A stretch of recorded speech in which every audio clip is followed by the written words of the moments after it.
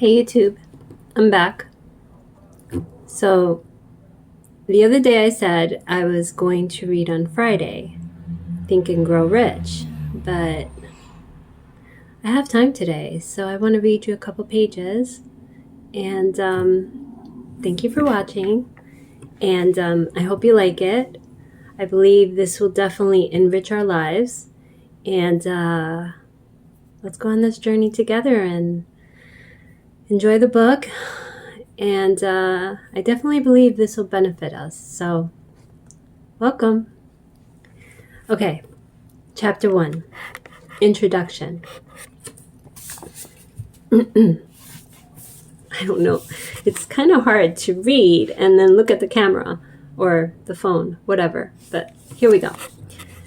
Truly, thoughts are things, and powerful things at that. When they are mixed with definiteness of purpose, persistence, and a burning desire for their translation into riches or other material objects. A little more than 30 years ago, Edwin C. Barnes discovered how true it is that men do really think and grow rich. His discovery did not come about at one sitting. It came little by little, beginning with a burning desire to become a business associate of the great Edison. Interesting. One of the chief characteristics of Barnes' desire was that it was definite. He made a choice. Isn't that what life is about? Choices? Well, life is about a lot of things. He wanted to work with Edison, not for him. Observe carefully. The description of how he went about translating his desire into reality. I love it when people say, "Oh no, this is reality." Yeah. Please explain to me miracles then. Anyway, and you will have a better understanding of the 13 principles which lead to riches. When this desire or impulse of thought first flashed into his mind, he was in no position to act upon it. Two difficulties stood in his way. He did not know Mr. Edison, and he did not have enough money to pay his railroad fare to Orange, New Jersey. These difficulties were sufficient to have discouraged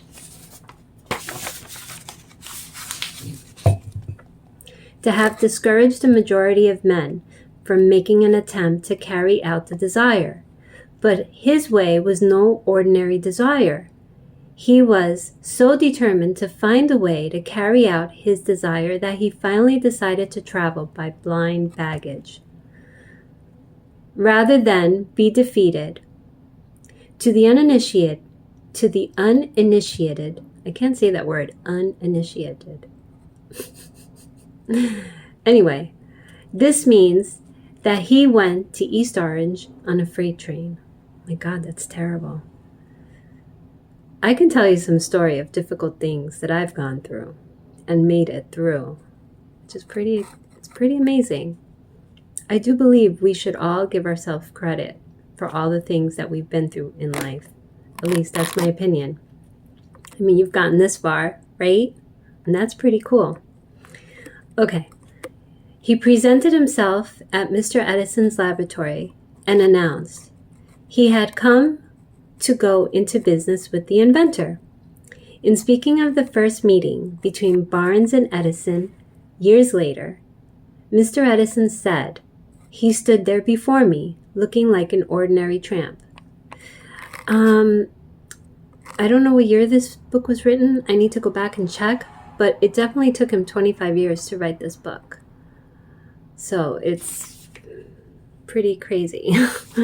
But anyway, Napoleon Hill took 25 years to write this book. Fascinating, but it's a good book. So let's keep going. He stood there. Okay, I read that part. But there was something in the expression of his face which conveyed the impression that he was determined to get what he had come after. I had learned from years of experience with men that when a man really or woman really desires a thing so deeply that he is willing to stake his entire future on a single turn of the wheel in order to get it, he is sure to win. I gave him the opportunity he asked for because I saw he had made up his mind to stand by until he succeeded. Subsequent events proved that no mistake was made. Just what young Barnes said to Mr. Edison on that occasion was far less important than that which he thought. Edison himself said so.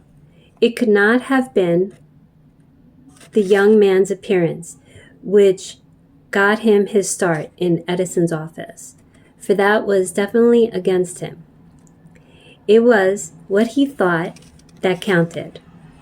If the significance of the statement could be conveyed to every person who reads it, there would be no need for the remainder of this book.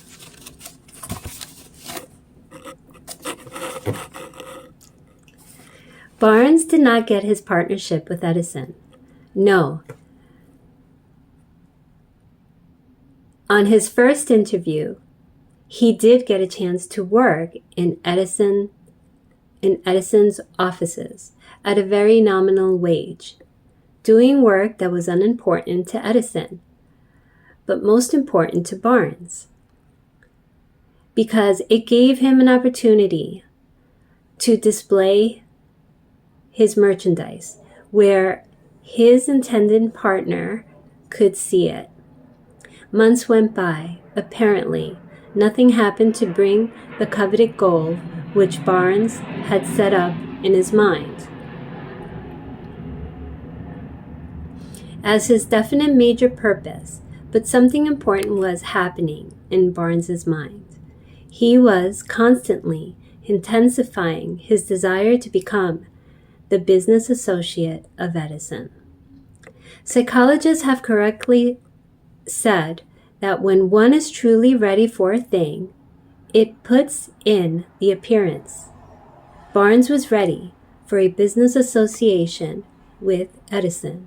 Moreover, he was determined to remain ready until he got that which he was seeking. He did not say to himself, "Oh well, what's the use? I guess I'll change my mind and try for a salesman job."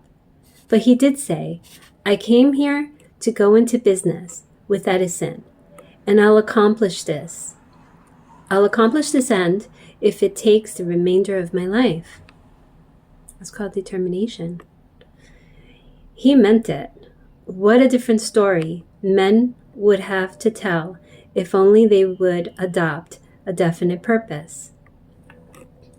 Do you have a definite purpose? I know I've asked that question before.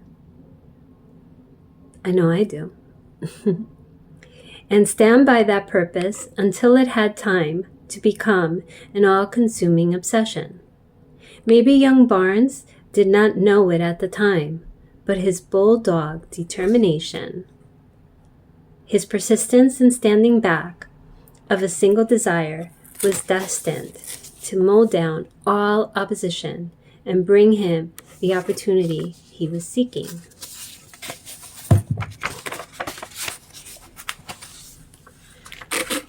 When the opportunity came, it appeared in different form and from a different direction that Barnes had expected. That is one of the tricks of opportunity. It has a sly habit of slipping in by the back door, and often it comes disguised in the form of misfortune or a temporary defeat. I know about those things. And there were times that I gave up. This is definitely teaching me a lesson. Perhaps this is why so many fail to recognize opportunity.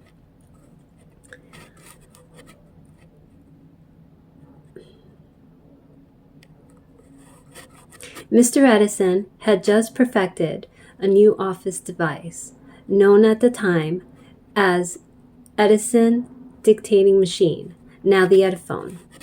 His salesmen were not enthusiastic over the machine. They did not believe it could be sold without great effort.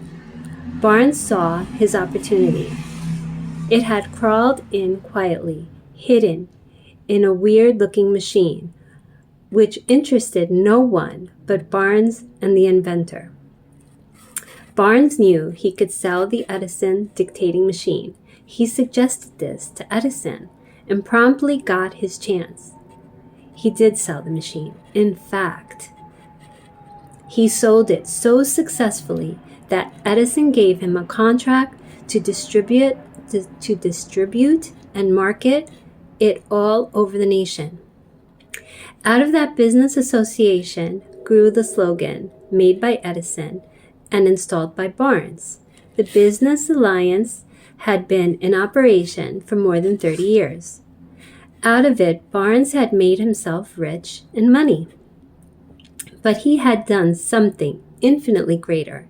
He had proved that one really may think and grow rich. Our thoughts create. Look at that. What are you creating? What am I creating? I've created a lot of good things. Well, I've prayed about it.